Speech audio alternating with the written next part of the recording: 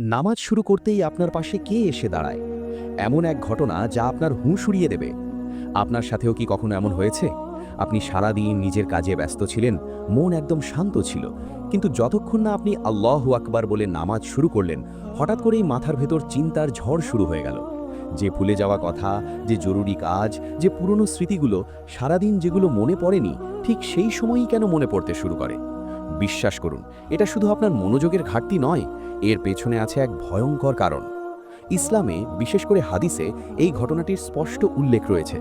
এটা কোনো কাকতলীয় বিষয় নয়, বরং একটি পরিকল্পিত ষড়যন্ত্র। যখন একজন মুমিন বান্দা তার রবের সামনে দাঁড়ায়, তখন সেখানে এক বিশেষ শয়তান উপস্থিত হয়। তার নাম হলো খিনজাব। হ্যাঁ, খিনজাব।